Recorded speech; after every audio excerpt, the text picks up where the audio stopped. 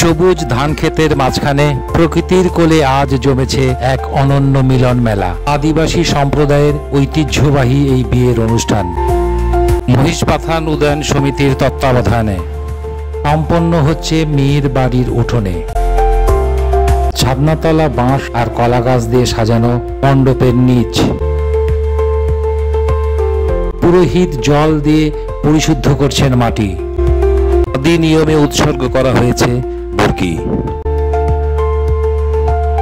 প্রতিটি রক্তের ফোঁটায় মিশে আছে শত বছরের ইতিহাস, বিশ্বাস আর ভালোবাসা।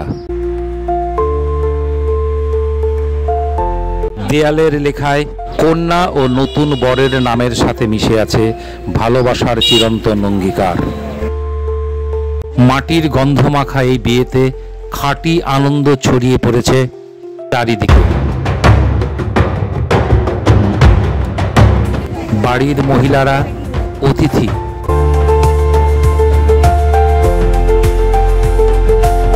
এমনকি পুরোহিত সবাই মিলেমিশে উপভোগ করছেন ঐতিহ্যবাহী হাড়িয়ার স্বাদ। ধান ক্ষেতের ফাঁকে ছোট্ট প্যান্ডেলে চলছে রান্না। গ্রামের প্রাণ, কৃষির টান, সব মিলে এক অপূর্ব দৃশ্য। পাথানের উদয়ন সমিতির তত্ত্বাবধানে আজকের এই মিলন বন্ধন। মেয়েরা প্রাণ ভরে উদযাপন করছেন জীবনের আনন্দ।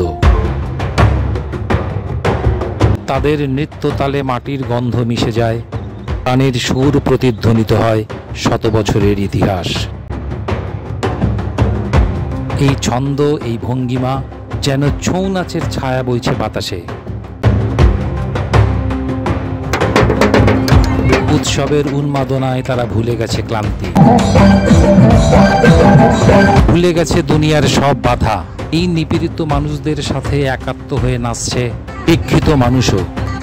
সাথে ভালোবাসার বন্ধনে গাঁথা হয়েছে সবাই, প্রকৃতির কোলে ভালোবাসার টানে। আজকের এই শুভ মুহূর্তে মিলিয়ে গেছে হৃদয় আর সুর। আসছে বরযাত্রীরা, গ্রামের ঐতিহ্য মেনে কনে পক্ষের মানুষজন ভালোবাসা আর সম্মানের সাথে বরযাত্রীদের প্রত্যেকের পা জল দিয়ে ধুয়ে দিচ্ছেন। কত বছরের রীতির মধ্য দিয়ে প্রকাশ পাচ্ছে অতিথি অভ্যর্থনার আন্তরিকতা। এটাই তাদের সংস্কৃতি, এটাই তাদের গর্ব।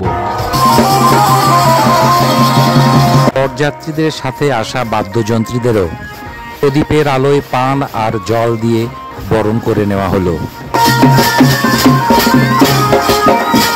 তাদের বাজনার তালে তালে শুরু হলো নাচ।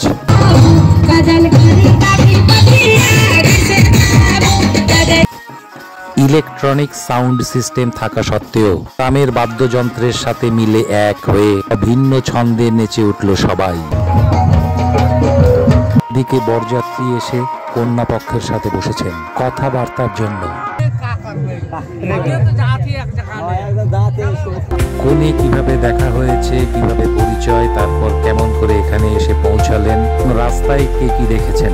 একজন বলছেন, অন্যজন কলাপাতার উপর প্রতীকী ভাষায় লিপিবদ্ধ করছেন। সব নিয়ম রীতিমতো সম্পন্ন হয়।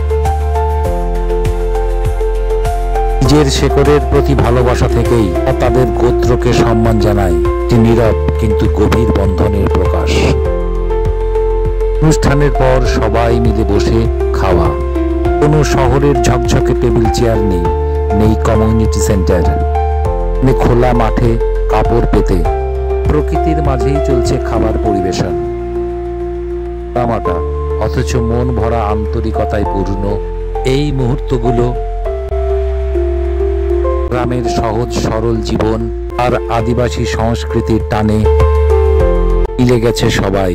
আর এই পুরো আয়োজনের তত্ত্বাবধানে আছেন উদয়ন সংঘের প্রিয় আনিসুর ভাই।